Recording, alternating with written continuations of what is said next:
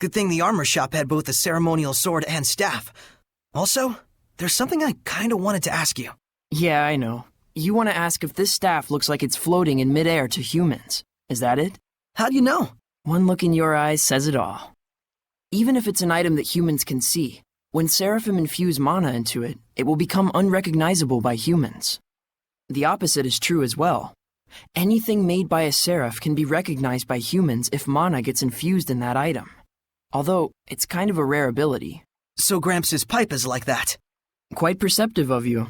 In fact, Gramps told you everything you just told me, didn't he? That's also quite perceptive of you. Shouldn't we tell Saray and the others about how useful the Lords of the Land are? If you keep babying them instead of letting them think for themselves, they're just gonna turn into, well, babies. But then again, they do need to know things like how the affected area is predetermined, and how boons increase as you engage in more battles. And also how, if there's a skill you want, you could ask a Norman to increase the enemy drop rate. And not to mention how, as you acquire more boons, the amount of boons you can make effective increases as well. If they knew that much, it'd be plenty.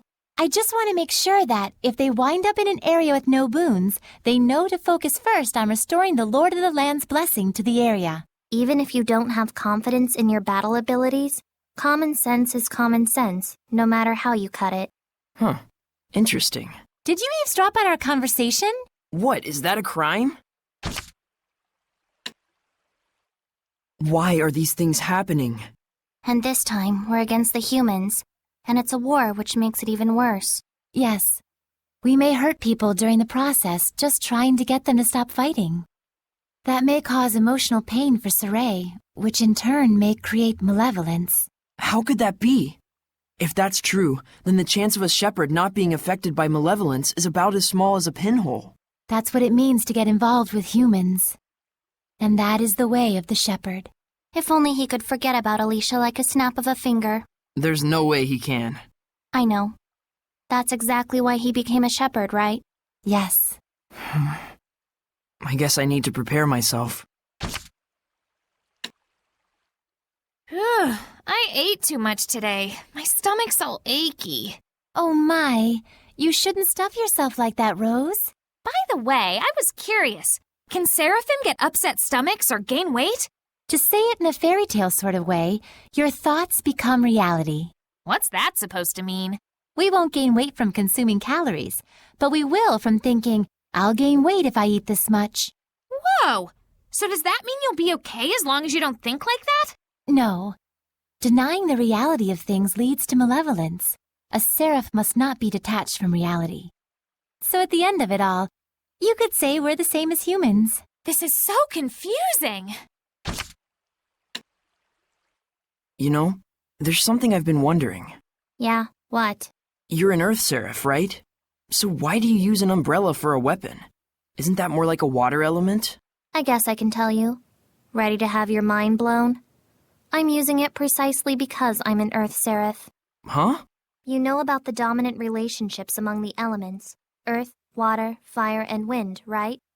Earth is stronger than water. Meaning that especially when using seraphic arts, you can increase your mana output by using the subordinate element as a catalyst. What? Just to let you know, Lila has been using wind-imbued paper, and Dezel's pendulum has been using earth and minerals as their catalysts. The staff that you've been using is fundamentally an earth element. You'd have to be a complete idiot for using something like that as a water seraph. Is what I'd like to say, but I'll hold back. But you did just say it. Well, if you've been using it as a way to train yourself, or a way to incorporate physical attacks on top of seraphic arts, then you're not doing it completely wrong at least. The longer you live, the easier it is for you to choose to do what takes the least amount of effort. But if you really aren't satisfied and want to grow stronger, then you're just going to have to do things the hard way if you want to go beyond whatever ability you were born with. Huh. Anyways, you've been using your staff without knowing what it's for. Good job, dummy. Ugh.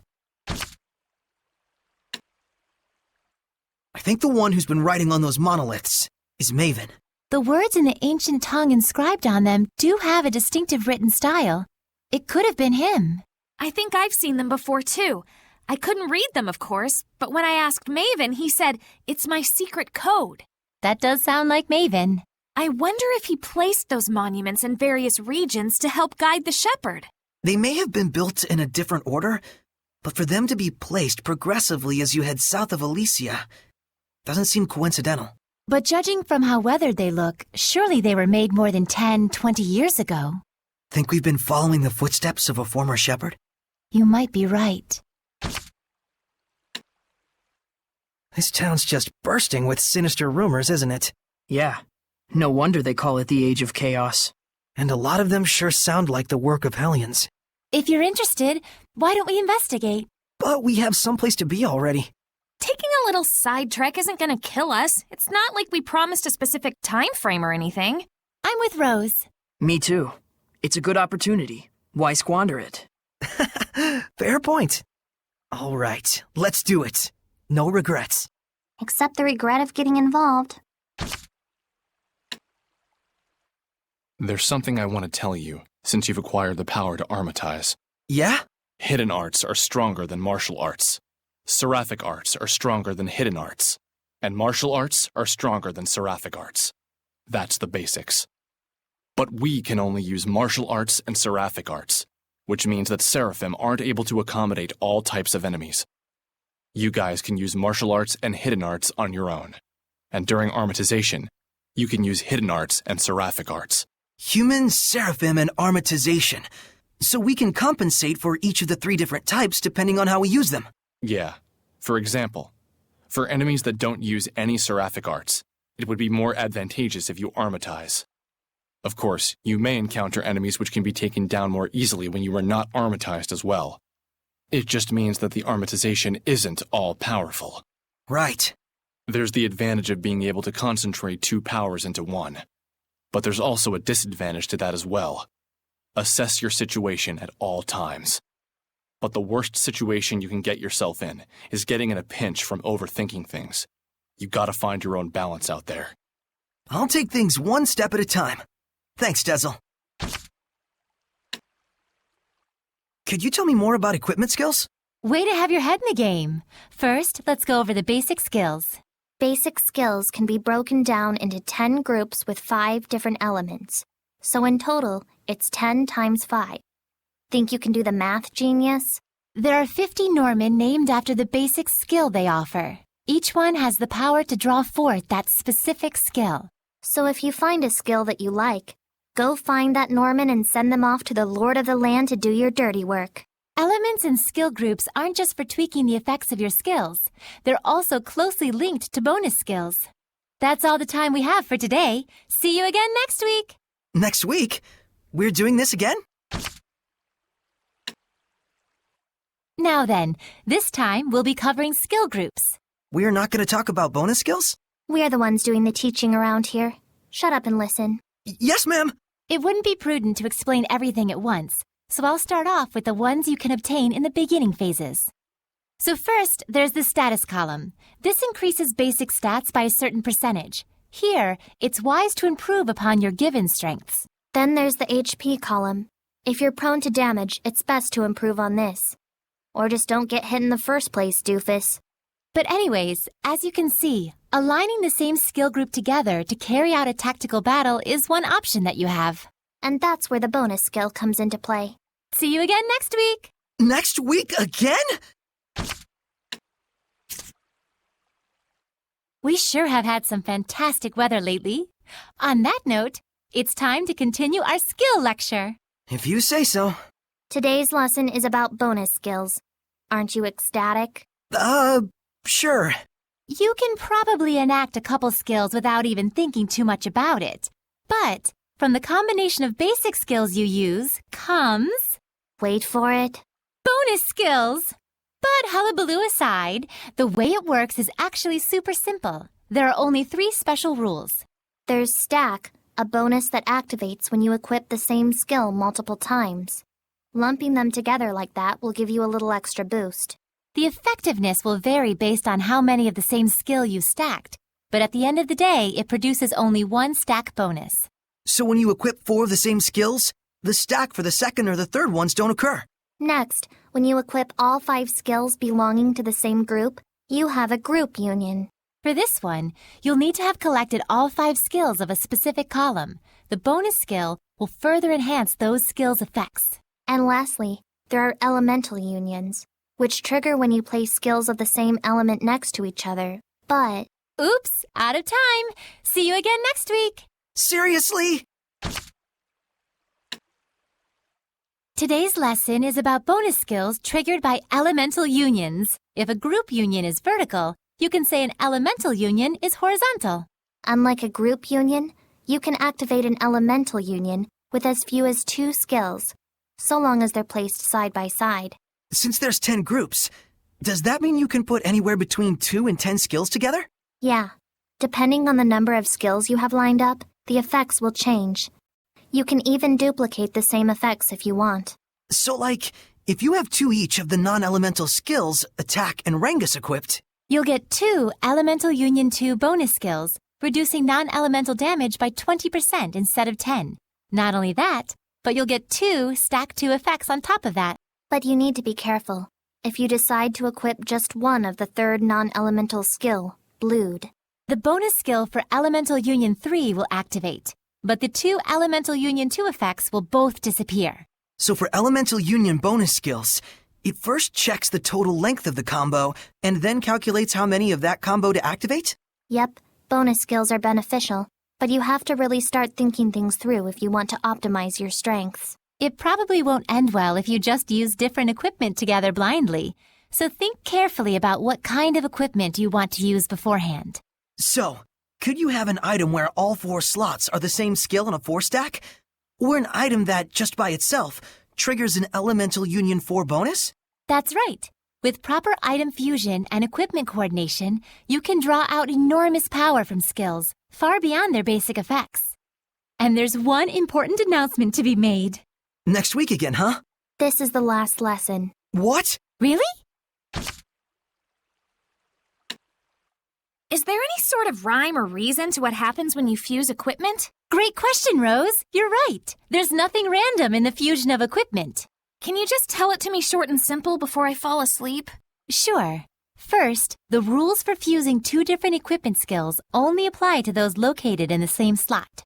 So it actually does matter which slot each skill is positioned at. Yes, what skill is placed in which slot is a very important factor in equipment fusion. So it's important to... Well, it's... Huh? Are you asleep? Tell me more about equipment fusion. Okay, since fusion rules apply only to skills in the same exact slot, there are only 3 types of combinations you need to remember. First rule, if they're both the same skill, then that's the skill you get after fusion. Simple enough. I'm guessing that same rule applies when both slots are empty. Yes, the second rule is, if the slot's empty on one item and filled on the other, you get the skill from the filled slot. Got it. So the big question is, what happens when 2 different skills are in the same slot? That's right. In this last case, a new skill is born from the 2 old ones, but it's sealed off temporarily. And the way to break the seal is, oh my. What comes after, and the way to break the seal is, oh my? Oh, were you actually awake? You can break the seal on an item's skill slot by engaging in sufficient battles with that item equipped. Huh. Can I assume raising proficiency in that item to 1 star is enough to do the trick? Yes, there are certain rules governing which skills will be produced by fusion. You can check this before fusion, but know this. If they're skills of the same element, you'll get a different skill from that element. If they're from the same group, you'll get a different skill from that group. If both element and group are different, you'll get a skill whose rarity lies somewhere between the 2. What about when you fuse equipment with sealed skills? Ah, yes. That's a very important note to consider. Slots with sealed skills count as empty for fusion purposes. Therefore, if you really want to keep a certain skill, but you don't have another item with an empty slot, you can use one with a sealed slot instead to...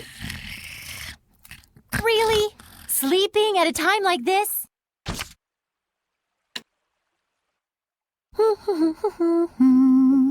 What are you doing? I'm fusing different types of equipment together. Oh, you mean the thing that's a royal pain and takes forever? By fusing equipment, you bring out its full potency and create something entirely new. Isn't it wonderful? Boy, I'll say. We Seraphim have plenty of time on our hands, so it's important to have hobbies. That's your hobby? Hey, Rose! You dropped something. Oh, thanks. That's the equipment order form. Order form? You mean the one you have to bring to the store? Yep. Are you interested? I guess I do wonder about how business and trade really works. Yeah. Oh, that's right. I forgot you lived your whole life without money. I hadn't really seen it before I went to Lady Lake. Well, money's an important part of human society, especially considering the equipment we use can mean life or death out there. You want to learn? Yeah. Please, teach me the basics. Dezel, you're quite knowledgeable about Hellions. So are Lila and Edna. Of course. They're my targets. You have to know your enemy. Well, yeah, but sometimes I run into some that psychologically I just can't stand. Then you must become more knowledgeable about them. It's easier to deal with if you just treat them as data stored in your brain. Does it really work that way? You do have a point, though. I'll try to take things in a more positive light. I can't protect you forever, you know. Dezel's wind-stepping skill sure is useful in traveling around. Yup. When you say wind, speed is definitely the first thing that comes to mind. Wind isn't the only thing that relates to speed. What do you mean? There's only one source of power. And besides, there may be multiple factors that influence the outcome. I'm not sure I get what you mean. It doesn't matter if it's water or fire. You can produce similar effects depending on how you use those powers. Dezel, do you think you can teach me how to use them? I can only teach you the basics. The rest all depends on you. Looking out for others as always, huh, Dezel? Whatever. So which one of you influenced the other into ruin exploring mania? Man, I don't even remember. You were the one who started it, obviously. Always dragging me around like that. But you were the one who first took interest in the treasure hunting aspect of it all. That's only because I wanted there to be some sort of overarching goal to what we were doing. Well, I've learned one thing from all this. What is it? That I don't care about this stuff at all. That's all you got out of this? Dezel, do you know a lot about ruins? I do have some knowledge about them since I've been around, but I've never been interested enough to explore. It's really fun to imagine what these artifacts have been through over the years. Ponder over our new discoveries, close in on the truth, or expand on what we already know. I do have the ability to sense certain smells left behind in the earth, to detect humans and certain objects left behind since ages past. Whoa, you can sense through smells? Is that something even someone like me could learn? You can learn through experience to a degree, but you need talent if you want to truly master it. I'll try my hardest. Let me know if I overlook anything important. Yeah, as long as I don't get into the way of your precious hobby. Lila, sit here for a second. What is it? Just take a seat. So, you'll have a lot of Norman acquaintances, but don't seem terribly interested in Norman. Well, I mean, we're just friends is all. What the? Just sit down already. Lila, you're underestimating them. Remember, we need to catch 50 of them or else. You really like the Norman, don't you, Edna? You even got one on your umbrella. You kidding me? I totally don't like them. Now, why won't you sit down? The last time I sat down, it was to pull an all-nighter. That's bad for fair skin like mine, so good night. Hey, sit down. Being able to fuse equipment at the shop is really convenient to help prep for battle. Yes. It's amazing how even among humans, there are those who can extract the full potential of certain equipment like the divine artifact. Plus, it looks like we can fuse unneeded equipment together to breathe new use into them. I have some experience with this sort of thing as well, although it may take time to get used to it again. Wow, will I be able to do it someday? For those that don't possess the required innate qualities, I've heard that it feels like their nerve cells are getting sliced from the back of their heads. Oh. I never thought I'd see so many Hellions. Kinda makes me feel guilty for not being able to see them before. You should. Ignorance is a crime, you know. So, don't you think the quality of equipment is crucial in surviving tough battles? They also say that true masters don't choose their weapons. But since we're no masters, I thought it might be better if we build relationships with the shop owners and order from them.